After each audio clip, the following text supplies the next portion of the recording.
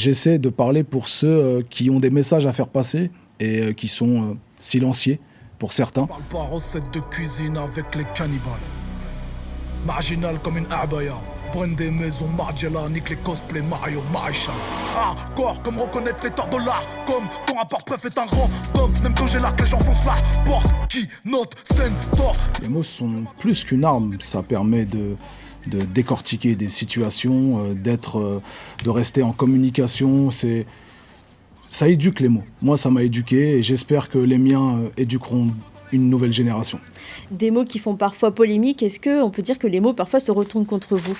Oui, ça m'est arrivé. Après, je retourne aussi pas mal de mots contre ceux qui m'attaquent avec de fausses polémiques, justement.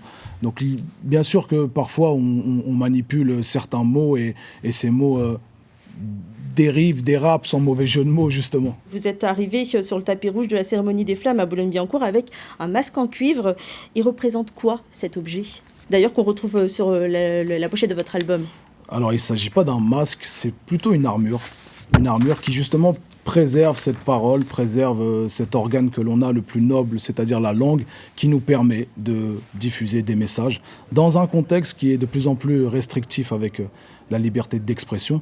Et c'est une armure qui s'étend jusqu'à la pointe de ma barbe parce que j'incarne plein de sociologie. Je suis issu de l'immigration algérienne, des quartiers populaires, de la communauté musulmane.